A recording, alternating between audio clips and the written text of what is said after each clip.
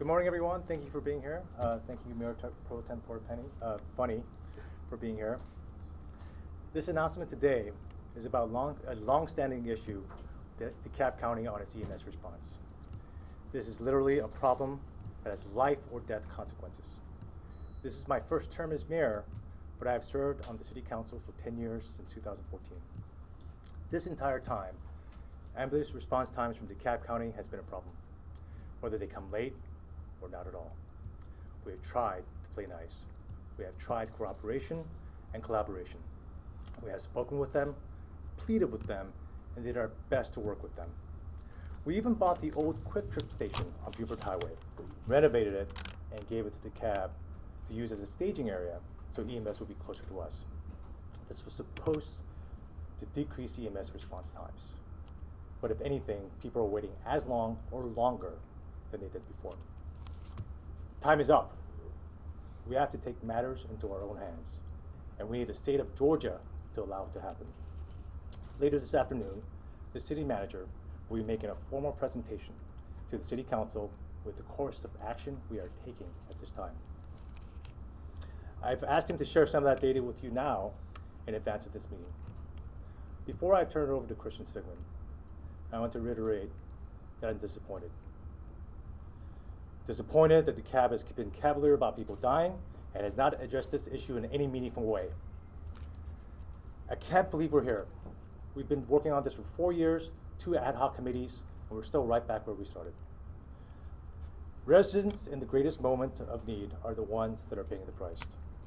I'll turn it over to Christian at this time.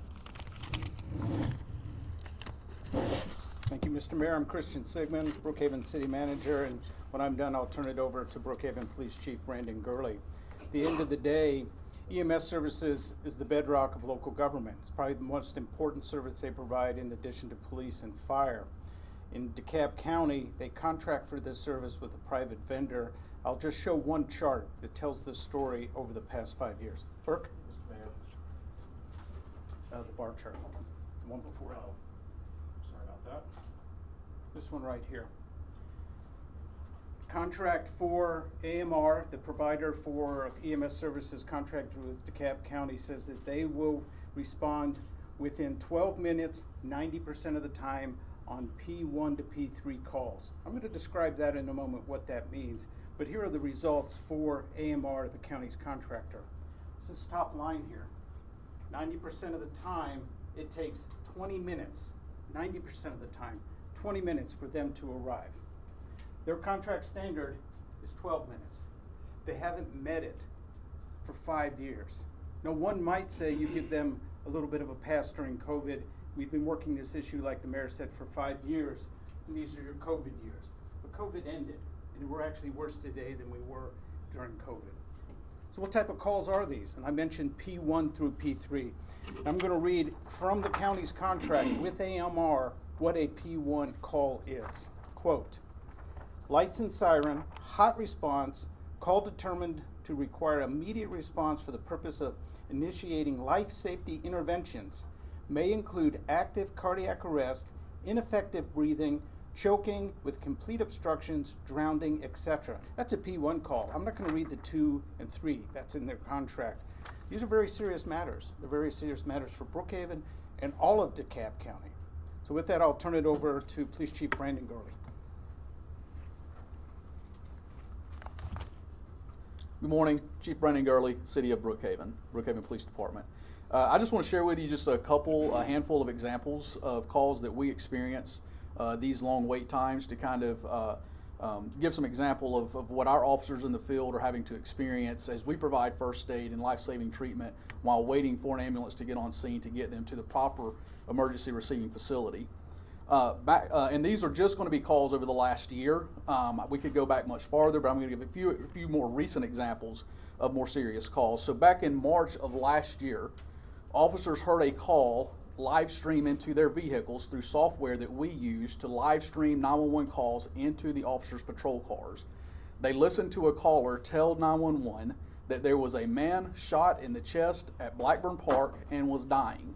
Officers later learned that the person who was shot was in fact the caller that was suffering from a self-inflicted gunshot wound to the chest.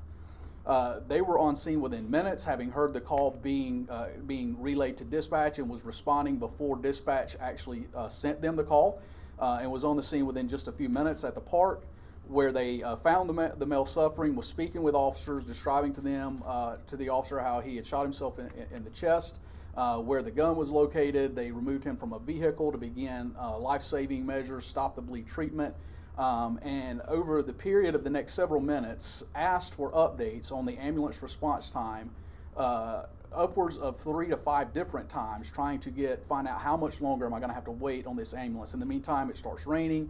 They're dealing with inclement weather. So the DeKalb Fire Department and Brookhaven police officers administered first aid to a victim who at this point had lost consciousness and had quit breathing. AMR arrived on scene with an ambulance 34 minutes later from the time that the call came in, to begin treating and packaging the male victim for transport, who was later deceased upon arriving to a local Atlanta area hospital. Later last year in May, we responded to a large fight call at Look Cinema in town Brookhaven, next door to City Hall. This was in the evening hours. Victims were complaining to 911 about being contaminated with some sort of chemical spray. We later learned to be pepper spray that was deployed during this large fight, and there were many injuries, superficial and broken bones, that were received in this fight at Look Cinema. When officers arrived and began dispersing the crowd, they identified these victims with broke bones, and was again asking for AMR to respond in reference to these many injuries. 52 minutes after being asked to respond to Look Cinema, with multiple victims injured in a large fight, some of who have been pepper sprayed, others with broken arms, the first ambulance arrived at Look Cinema 52 minutes later. At this point, the victims had already left in private transports via their own vehicles or that of friends, to take themselves to local area hospitals to get treatment after already have waiting more than 20 to 30 minutes and deciding to transport themselves. In this event, AMR did not transport any victims, as they all left the scene prior to them getting there. In June of last year, we responded to a domestic dispute with injuries. We had a victim who was bleeding from the face and head area, swollen bloody eye. This victim was a diabetic patient on blood thinners and was experiencing heavier than normal bleeding. AMR was requested by officers at 8:48 a.m. to respond. Multiple attempts to get updates on this response were made, at which time we were told that the ambulance had not yet been dispatched. The call was still holding, pending dispatch. At 10:30 a.m., almost 2 hours later, they finally told us that they had closed the call, thinking that an ambulance was no longer needed, when we were calling once again for an update. At 10:34 a.m., the victim decided to call someone else to take them to the hospital, and the ambulance was canceled, almost 2 hours after an initial call for the ambulance to come to the scene. This year in April, earlier this month, we responded to a dog attack, a victim who was bleeding profusely from the arm area. It was very serious bleeding that required the use of a tourniquet to try to control the bleeding. After more than 30 minutes, officers identified that this person needs to get to an ER, and a decision was made to load the victim, who was bleeding heavily with a tourniquet already in place, into our patrol car and transport this victim to Grady. That's not a position that our officers should be in, transporting someone in a life or death situation, losing a lot of blood, to the hospital. Word made its way back to me, I believe this to be true, from medical staff. I did not talk to them directly, that had it not been for the actions of the officers on scene to apply the tourniquet, and then ultimately to get them to an emergency facility before too much more time had passed, that there could have been a much different ending for this victim, who suffered a very serious injury in a dog attack. And then just yesterday, I will end with this example. In a local daycare, church daycare, close to City Hall where we're at now, a 911 call was received for a 3-year-old who was running 105-degree temperature and had begun seizing. Over the next several minutes, additional 911 calls were made from the daycare, attempting to get an ambulance on scene. It took DeKalb County 5 minutes to accept the call from Chatcom, our 911 center, and then an additional 24 minutes to get an ambulance on scene at the daycare, where the child had already at this point suffered 3 different seizures and was in dire medical distress. That's all the examples I had to share with this morning, Mayor. I'll turn it back over to you. And we'll take any questions. What time for the city manager are you giving that presentation to The city council's regular meeting begins at 6:30. There's some preliminary beginning meeting activities. I suspect between 6:40, 6:45, that presentation. There will be some victims there that we are anticipating? Yes, we do anticipate Brookhaven residents, a handful of them, to come and share their stories. That we get these emails directly from our residents based on their experience. I get them as city manager from the police chief, you know, expressing like, why can't we get better ambulance service? But I know the elected officials get these emails directly, and some of those people will be here tonight. Are you also able to explain that chart one more time for us? I apologize, just a little bit of confusion with the different lines there. Yeah, I'm sorry, I kind of geek out on this stuff here.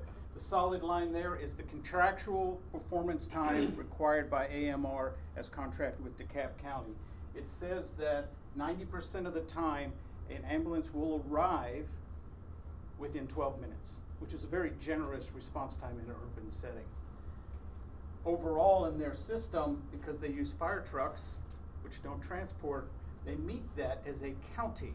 But their contract provider, which provides 90% of their responses, has never met it and doesn't even come close to meeting it. Fire trucks do not transport. So even if a fire truck, and they do show up in the dog bite and the scenes that the chief mentioned, they can't transport. In many of these cases, you have to get to the hospital. And the only people get you to the hospital is AMR, or, which shouldn't be required, our police officers putting them in our cars. Is this an AMR problem or a DeKalb County problem or both? It's both, but ultimately AMR is a contractor to DeKalb County. Meaning it's a DeKalb County? Yes. Are you working with other cities or municipalities on this effort? At the city manager level, this has been an issue for 5 to 6 years, and we've talked about various scenarios. As the mayor mentioned, we've gone through 2 rounds of review through the State Department of Health on how to improve this. Recommendations have been made, they haven't been implemented, and we're still where we're at.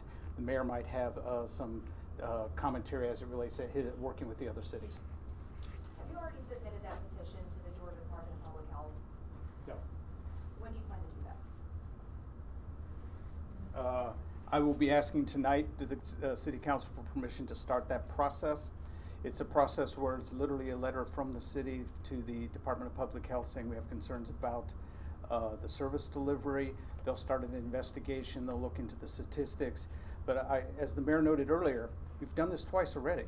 The Department of Health has come in and overseen a review of DeKalb County's EMS services twice in the past 6 years. We're essentially going to go through that through the 3rd time, but we're going to be much more forceful about it because we want to, at the end state, we have to improve services. It hasn't happened twice. We as a city can't control EMS under state law. That's a state function regulated by the Department of Health. They decide that DeKalb gets the sole ability to provide EMS services. DeKalb leadership decides who they do that with, whether internal staff or contractors, and we as the cities and the residents of DeKalb County have to accept that. Is there also a state law that says if you don't have a fire department in your city, you can't control ambulance services? Seems like Dunwoody said something similar when they were complaining about ambulance response. I don't recall. We don't have a fire department.